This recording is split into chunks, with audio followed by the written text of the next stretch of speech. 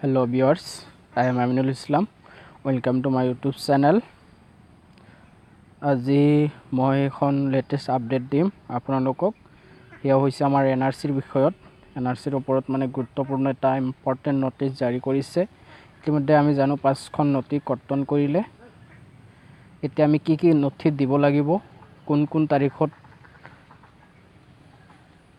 কিমান তাৰিখলৈ আমাৰ নটিছটো জাৰি থাকিব, কিমান তাৰিখৰ পৰা কিমান তাৰিখলৈ যাব আমি হেতু জমা দিব পাৰিম, কি নথি জমা দিম আৰু কি নথি কৰ্তন হ'ল, এই সকলোবোৰ বিষয় সামৰি এখন গুৰুত্বপূৰ্ণ দাবী আৰু আপত্তি বিষয়ৰ ওপৰত গুৰুত্বপূৰ্ণ ঘোষণা এটা আহিছে। ফাইনেলি হেতু পঢ়ি দিম বা অলপ বুজাই দিয়াৰ চেষ্টা কৰিম। তো আপোনালোকে ভিডিঅ'টো শেষলৈ চাই থাকক যাতে ভালদৰে বুজিব পাৰে কথাখিনি, আৰু যি 5টা নথি কৰ্তন হ'ল আৰু বাকি যি 10টা নথি আছে হেতু ভালদৰে বুজি ল'ব পাৰে, বা যদি থাকে হেতু অতি সোনকালে কালেক্ট কৰাৰ চেষ্টা কৰিব পাৰে, বা আপোনালোকে সেই 10টা নথি নাথাকিলেও এপ্লাই কৰিব নে নাই হেতুও ভালদৰে বুজাই দিম বা কোৱাৰ কাৰণে চেষ্টা কৰিম। তো বলক নটিছটো বা আমাৰ এই গুৰুত্বপূৰ্ণ ঘোষণাটো দেখাই দিছোঁ বা আগবাঢ়িছোঁ হেতু লৈ।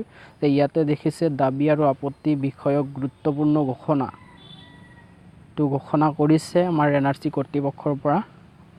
ইয়াতে দেখাইছে যে আমাৰ এনআৰসি ন্যায়সংগত এনআৰসি। ইয়াতে ফাৰ্ষ্ট যিটো লিখা আছে যে দাবী আৰু আপত্তি 5 ছেপ্টেম্বৰ 2018 তাৰিখৰ পৰা গ্ৰহণ কৰা হ'ব। আমাৰ যিটো দাবী আৰু ক্লেইম এণ্ড অবজেকশ্যন আছিল সেইটো আমাৰ 25 তাৰিখৰ পৰা আৰম্ভ হ'ব। ইমান দিন ৰখি আছিল যে সুপ্ৰিম কোৰ্টত কিবা এটা কেছ চলি আছে, কেছৰ পৰা আমাক কি ৰায় দিয়ে, কি ন্যায় দিয়ে, ফাইনেলি কি ডিচিশ্যন হয় সেইটোৰ অপেক্ষাত আছিল। ফাইনেলি ইতিমধ্যে আহি গৈছে, আপোনালোকে নিশ্চয় চাইছে বা গম পায় যে দাবী আৰু আপত্তি এতিয়া 15 তাৰিখৰ পৰা গ্ৰহণ কৰা হ'ব। দাবী আৰু আপত্তি গ্ৰহণ প্ৰক্ৰিয়া 5 ছেপ্টেম্বৰ 2018 পৰা 23 নৱেম্বৰ 2018 লৈ 25/9/18 তাৰিখ ধৰি প্ৰায় 60 দিনৰ বাবে অব্যাহত থাকিব। যে প্ৰায় 2 মাহ সময় দিছে আমাক দাবী আৰু আপত্তি কৰাৰ কাৰণে। ক্লেইম এণ্ড অবজেকশ্যন যিটো আছে এইটো মাহৰে 25 ছেপ্টেম্বৰৰ পৰা আৰম্ভ হ'ব। যিসকল আবেদনকাৰীয়ে 31 আগষ্ট 2015 তাৰিখ পৰ্যন্ত এনআৰসি আবেদন পত্ৰ দাখিল কৰিছিল আৰু আবেদন প্ৰাপ্তি নম্বৰ ARN নম্বৰ যিটো আছিল পাইছিল, সেইসকল আবেদনকাৰীয়ে দাবী দাখিল কৰিব পাৰিব। নিৰ্দিষ্ট সময়ৰ ভিতৰত আবেদন দাখিল নকৰাসকলে দাবী দাখিল কৰিব নোৱাৰিব। নিৰ্দিষ্ট সময়ৰ ভিতৰত মানে এইটো 2 মাহ দিছে। এই 2 মাহ ভিতৰত আমি 31 আগষ্ট তাৰিখ 2015 ফাৰ্ষ্ট যিটো মানে এপ্লাই কৰিছিলোঁ, যিসকলৰ ARN নম্বৰ আছে তেওঁলোকে সেই দাবী আৰু আপত্তিটো কৰিব পাৰিব নিৰ্দিষ্ট সময়ৰ ভিতৰত। আপত্তি যিকোনো ব্যক্তিয়ে দাখিল কৰিব পাৰিব। আপত্তিটো যিকোনো ব্যক্তিয়ে দাখিল কৰিব পাৰিব। আবেদনকাৰীয়ে পূৰ্বতে আবেদন দাখিল কৰা এনআৰসি সেৱা কেন্দ্ৰতহে দাবী দাখিল কৰিব। আবেদন প্ৰপত্ৰ দাখিল কৰাৰ পিছত আবেদনকাৰীয়ে বাসস্থান সলনি কৰিলেও মূল আবেদন দাখিল কৰা NSK কেন্দ্ৰতহে দাবী দাখিল কৰিব লাগিব। তাৰমানে যিসকল কিছুমান মানুহ আছে 15ত এপ্লাই কৰি এতিয়া আকৌ বেলেগ ঠাইত গৈছে, সেইটো নহয়। য'ৰ পৰা এপ্লাই কৰিছে সেইটো পঞ্চায়তত যাই আকৌ এপ্লাই কৰিব লাগিব। যাৰ বিৰুদ্ধে আপত্তি দাখিল কৰা হ'ব সেই ব্যক্তিৰ বাসস্থান এলেকাভুক্ত সংশ্লিষ্ট NSKত আপত্তি দাখিল কৰিব লাগিব। যাৰ বিৰুদ্ধে আপোনাৰ আপত্তি কৰাৰ আছে যে এইটোৰ নাম কিয় আহিব নালাগিছিলে, সেইবোৰ আপত্তিত মানে কৈছে যে যাৰ বিৰুদ্ধে আপত্তি দাখিল কৰা হ'ব সেই ব্যক্তিৰ বাসস্থান এলেকাভুক্ত সংশ্লিষ্ট NSKত আপত্তি দাখিল কৰিব লাগিব। যাৰ বিৰুদ্ধে কৰিব হিয়াৰ NSKত কৰিব লাগিব। দাবীদাৰে 2015 চনত দাখিল কৰা মূল এনআৰসি আবেদন পত্ৰৰ প্ৰশ্ন 9A আৰু প্ৰশ্ন 10A বা প্ৰশ্ন A প্ৰশ্ন 12ৰ বিপৰীতে দাখিল কৰা লিগেচি ব্যক্তিৰ নাম দাবী প্ৰপত্ৰ সলনি কৰিব নোৱাৰিব। লিগেচি ব্যক্তিৰ নামটো মানে সলনি কৰিব নোৱাৰিব। আৰু যদি ভালদৰে চাবলগীয়া থাকে তেনেহ'লে যিটো আমাৰ ফৰ্ম আছিলে NRCৰ সেইটো 9A 10A আৰু 12A 11A এইকেইটা চাই ল'ব পাৰে কি আছিল অপশ্যনটো। ইতিমধ্যে দাখিল কৰা নথিৰ ভিত্তিত যোগ্যতা পুনৰ বিবেচনাৰ বাবে নাইবা তালিকা A বা তালিকা বিভুক্ত অতিৰিক্ত নথিৰ ভিত্তিত দাবী দাখিল কৰিব পাৰিব। তালিকা এৰ পৰা যিকোনো অতিৰিক্ত নথি দাখিল কৰা হয় তেনেহ'লে সেই নথি নিম্নলিখিত 10 বিধ নথিৰ যিকোনো এবিধ ততোধিক হ'ব লাগিব। যে বৰ্তমান 10টা নথি ইয়াত উল্লেখ কৰিছে, এই 10টা নথিহে আমি মূল নথি হিচাপে এতিয়ালৈ আমি লিগেচি হিচাপে এতিয়া ব্যৱহাৰ কৰিব পাৰিম। আৰু 5টা আমাৰ সেইটো মানে বিভুক্ত অতিৰিক্ত নথিৰ ভিত্তিত মানে আমাৰ দুটা অপশ্যন আছিলে যে এটা A তালিকা আৰু B তালিকা। এই তালিকাৰ পৰা এই 10টা ডকুমেণ্টছ আমি এতিয়া ব্যৱহাৰ কৰিব পাৰিম। সেয়া ফাৰ্ষ্ট আছে দেখাই দিছোঁ বা গাই দিছোঁ কোনখিনি 24 মাৰ্চ 2000 যে আমাৰ এইটো সকলোৰে জনা আছে যে 71ৰ মাজনিশা পৰ্যন্ত প্ৰদান কৰা মাটিৰ নথিপত্ৰ যেনে মাটি কিনা বেচাৰ পঞ্জীয়নভুক্ত দলিল ভূমিস্বত্বৰ নথি যে 1971 চনৰ 24 মাৰ্চৰ মাজনিশাৰ পূৰ্বৰ মাটিৰ যিকোনো প্ৰপত্ৰ 1971 চনৰ 25 মাৰ্চৰ পূৰ্বৰ পৰ্যন্ত অসমৰ বাহিৰৰ ৰাজ্যই প্ৰদান কৰা স্থানীয় বাসিন্দাৰ প্ৰমাণপত্ৰ অসমৰ বাহিৰৰ ৰাজ্যই প্ৰদান কৰা স্থানীয় বাসিন্দাৰ প্ৰমাণপত্ৰ এইটো 71ৰ আগৰ হ'ব লাগিব। দুটা ডকুমেণ্টছ গ'ল। 3 নম্বৰত আহিল পৰ্যন্ত ভাৰত চৰকাৰৰ দ্বাৰা প্ৰদান কৰা পাছপোৰ্ট। এইটো এটা পাছপোৰ্ট দিছে। আমাৰ আজিকালি মানুহে পাছপোৰ্ট গম নাপায় আৰু শতকৰা 10%ৰ পাছপোৰ্ট নাই। সেই সময়ত যে কিমান % আছিল সেইটো কোৱাটোৱে মানে টান। পাছপোৰ্ট বুজি পাইছিল নে নাই, বিদেশ ভ্ৰমণ কৰিছিলে নে নাই, সিহঁতে এটা দিছে অপশ্যন পাছপোৰ্টটো ৰাখি দিছে। সেইটো 71ৰ পূৰ্বৰ হ'ব লাগিব। প্ৰদান কৰা ভাৰতীয় জীৱন বীমা নিগম LICৰ বীমা পলিচি যিসকলে মানে LIC কৰিছিলে জীৱন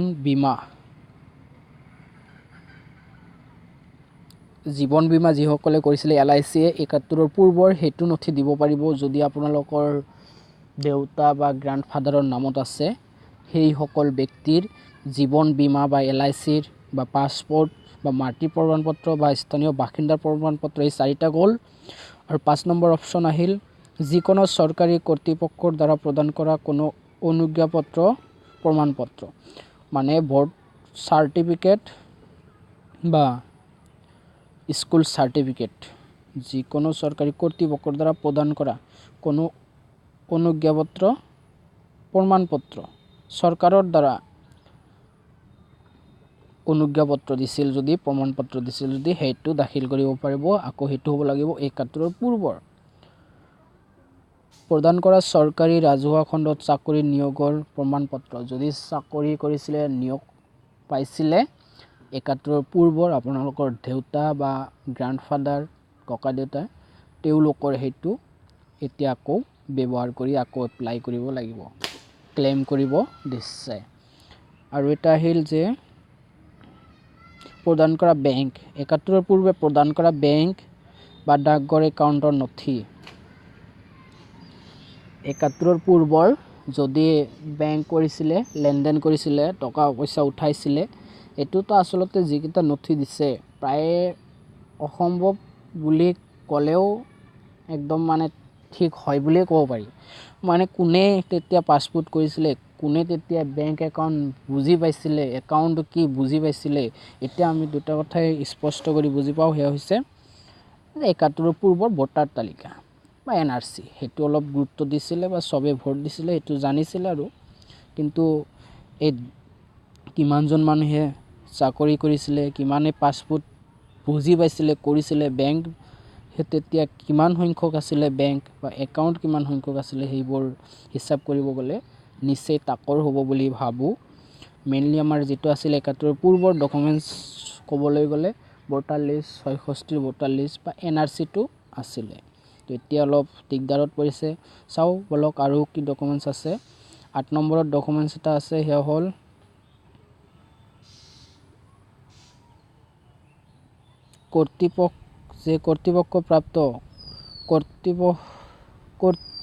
কৰ্তৃত্বপ্ৰাপ্ত কৰ্তৃপক্ষৰ দ্বাৰা প্ৰদান কৰা জন্মৰ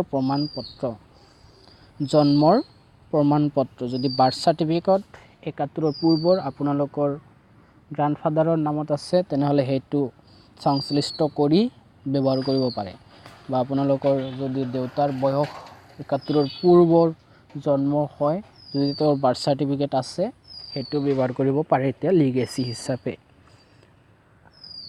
৯ নম্বৰত আহিল ব'ৰ্ড বা বিশ্ববিদ্যালয়ৰ দ্বাৰা প্ৰদান কৰা শিক্ষাৰ প্ৰমাণপত্ৰ।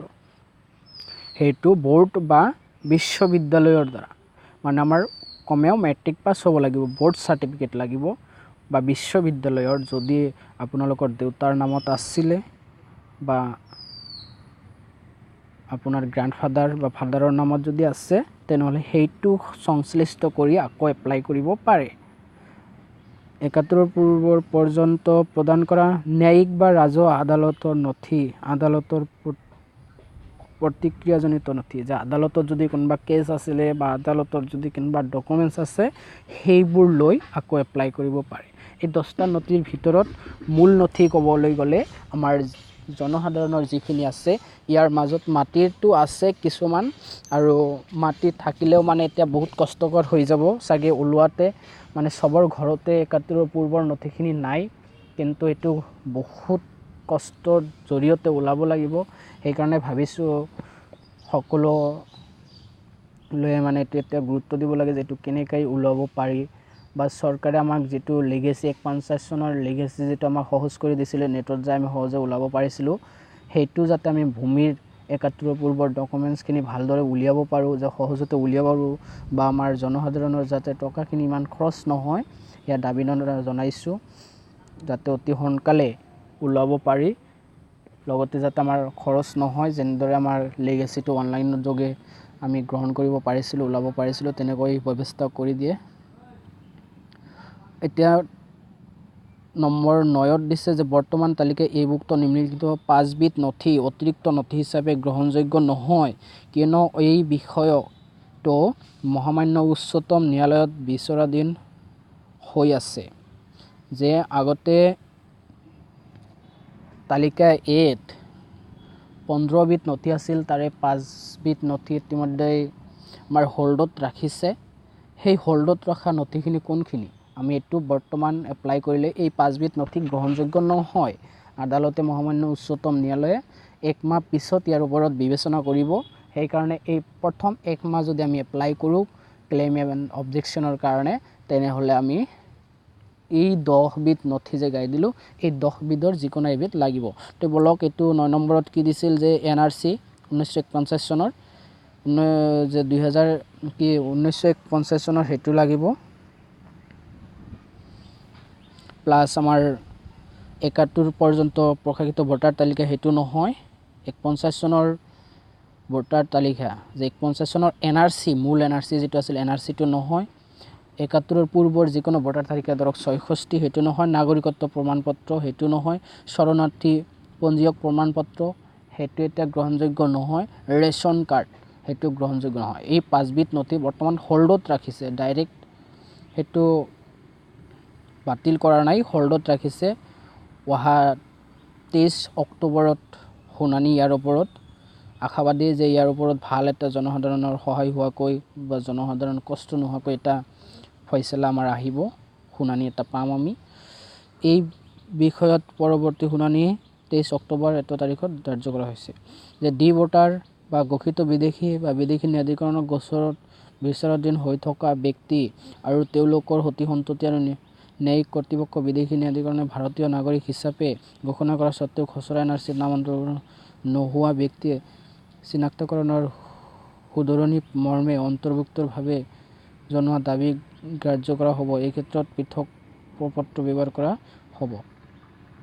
যিসকল ডি ভোটাৰ ঘোষিত হৈছে বা বিদেশী ন্যায়াধিকৰণৰ গোচৰ বিচাৰাধীন হৈ আছে আৰু তেওঁলোকৰ সতি সন্ততি বা কৰ্তৃপক্ষৰ বিদেশী ন্যায়াধিকৰণ ভাৰতীয় নাগৰিক হিচাপে ঘোষণা কৰা স্বত্তেও খচৰা NRCত অন্তৰ্ভুক্ত নোহোৱা ব্যক্তিয়ে চিনাক্তকৰণ শুধৰণি মৰ্মে তেওঁলোকে আকৌ অন্তৰ্ভুক্তিৰ বাবে আবেদন কৰিব পাৰিব। তেওঁলোকে এইটো আবেদন গ্ৰহণ কৰিব। দাবীদাৰসকলে নতুনকৈ পৰিয়ালৰ বংশবৃক্ষ দাখিল কৰিব নালাগে। আকৌ আমাৰ বংশবৃক্ষটো দাখিল কৰিব নালাগে। দাবী আৰু আপত্তি দাখিল কৰা ব্যক্তিসকলক NRC কৰ্তৃপক্ষৰ দ্বাৰা প্ৰাপ্তি ৰচিদ আৰু দাখিল কৰা নথিসমূহৰ সংক্ষিপ্ত বিৱৰণী দিয়া হ'ব। যি আমি যিটো দাবী আৰু আপত্তি কৰিলোঁ নাই, কি ডকুমেণ্টছ দিছিলোঁ, সেইটো এটা ৰিচিপ্ট আমাক দিব।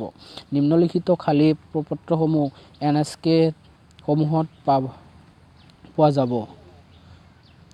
নিম্নলিখিত মানে আমাৰ ৱেবছাইটত বা আমি NSKত পাম। কি পাম? দাবী প্ৰপত্ৰ, ডি ভোটাৰ বা ঘোষিত যদি হৈছে, যদি ডি ভোটাৰ বা এপ্লিকেশ্যন যদি কেছ চলি আছিলে, তেওঁলোক আচলতে এতিয়া স্বদেশী বুলি ন্যায় পাইছে, তেওঁলোকৰ নাম যদি অহা নাই, সেইসকলৰ কাৰণে এটা বেলেগ ধৰণৰ ফৰ্ম হ'ব, সেইটোও পাব। আপত্তি প্ৰপত্ৰ, এইকেইটা চাৰ্টিফিকেট বা এইকেইটা ফৰ্ম আমাৰ NSKৰ পৰা দিব, নিজৰ পঞ্চায়তৰ পৰা। তো মূলতে এইখিনিয়ে ভিডিঅ'টো। যদি আপোনালোকৰ ভাল লাগে, লাইক, শ্বেয়াৰ এণ্ড কমেণ্টছ কৰিব। যদি নুবুজা কিছু আছে, কিছুমান কথা হয়তো আমি বুজাব নোৱাৰিলোঁ, তথাপিও চেষ্টা কৰিছিলোঁ। তো ভিডিঅ'টো শেষত শ্বেয়াৰ কৰিব, যাতে চবেই গম পায় বা বস্তুখিনি এই 10 বিধ নথি কি আছিলে বা আমাৰ 5 বিধ নথি কি হ'ব, আমি এতিয়া কি ডকুমেণ্টছ দিব লাগিব, কেতিয়াৰ পৰা কেতিয়ালৈ আমি এইটো আপিল বা দাবী কৰিব পাৰিম, এইখিনিয়ে মেইন বিষয়, যাতে গম পায় চবে।